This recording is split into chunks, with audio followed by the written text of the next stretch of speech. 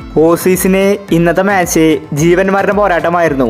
എന്ത് വില കൊടുത്തും അവർക്ക് ജയിക്കേണ്ടതായിരുന്നു. പക്ഷേ ഇന്ത്യക്കെതിരെ ജയിക്കാൻ അവർക്ക് സാധിച്ചില്ല. കളി തോറ്റതോടുകൂടി ഓസ്ട്രേലിയ പുറത്തായിരിക്കുകയാണ്.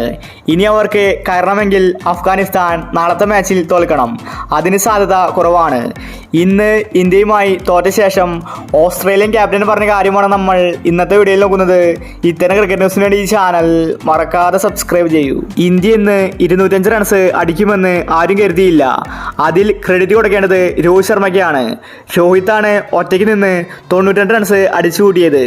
ഇന്ന് ഓസീസ് കളി തോറ്റ് അവരുടെ ക്യാപ്റ്റൻ പറഞ്ഞത് ഇങ്ങനെയായിരുന്നു: ഇന്ത്യക്കെതിരെ കളിക്കുമ്പോൾ ഞങ്ങൾക്ക് പേടിയുണ്ടായിരുന്നു, എങ്കിലും ഇന്ന് ജയിക്കാമെന്ന് ഞങ്ങൾ കരുതി. പക്ഷേ ഇന്ത്യക്ക് കൂറ്റൻ ടാർഗറ്റാണെന്ന് ലഭിച്ചിട്ടുണ്ടായിരുന്നത്. അതാണ് ഞങ്ങൾക്ക് പണിയായത്. രോഹിത് ശർമ്മയാണ് കളി തോൽക്കാൻ കാരണമായത്. രോഹിത്തിനെ നേരത്തെ തന്നെ ഔട്ടാക്കേണ്ടതായിരുന്നു. രോഹിത് ശർമ്മ പവർ പ്ലേയിൽ നല്ല കളി കാഴ്ചവെച്ചു. അതാണ് ഞങ്ങൾക്ക് പണിയായിരിക്കുന്നത്. ഇല്ലെങ്കിൽ ഇന്ത്യയെ 150 റൺസിൽ ഒതുക്കാമായിരുന്നു. ഒരുപാട് മിസ്റ്റേക്കുകൾ ഇന്ന് ഞങ്ങൾക്ക് വന്നിട്ടുണ്ട്. കുറച്ചും കൂടി ശ്രദ്ധിച്ച് കളിക്കേണ്ടതായിരുന്നു. ഇന്നത്തെ മാച്ച് നിർണായകമായിരുന്നു. ഇന്ന് ജയിച്ചാൽ മാത്രമേ ഞങ്ങൾക്ക് സെമിയിലെത്താൻ സാധിക്കുള്ളൂ. പക്ഷേ ഞങ്ങൾക്ക് ജയിക്കാൻ സാധിച്ചില്ല. ഇനി ഞങ്ങൾക്ക് നാളത്തെ അഫ്ഗാൻ മാച്ചിന് വേണ്ടിയാണ് കാത്തിരിക്കുന്നത്. അഫ്ഗാൻ തോറ്റാൽ മാത്രമേ ഞങ്ങൾക്ക് സെമിയിലെത്താൻ സാധിക്കൂ. ഞങ്ങൾക്കിപ്പോൾ ഒരുപാട് വിഷമമുണ്ട്. ഞങ്ങൾ പുറത്തായാൽ ഇനി ഈ വേൾഡ് കപ്പ് നേടാൻ യോഗ്യതയുള്ള ടീം ഇന്ത്യ തന്നെയാണ്.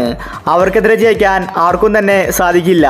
ഇനി ഞങ്ങൾ ലക്കിൻ്റെ അടിസ്ഥാനത്തിൽ സെമിയിലെത്തിയാൽ ഇതിനേക്കാൾ മികച്ച കളി കാഴ്ചവെക്കുമെന്ന് ഓസ്ട്രേലിയൻ ക്യാപ്റ്റൻ വ്യക്തമാക്കി. ഇന്ത്യൻ ആരാധകർ ആവേശത്തിലാണ്. ഓസീസിനോട് ഒരു കടം ഇന്ത്യക്ക് ഉണ്ടായിരുന്നു. കഴിഞ്ഞ ഫൈനലിൽ ഓസ്ട്രേലിയ ഇന്ത്യയെ തോൽപ്പിച്ചിട്ടുണ്ടായിരുന്നു.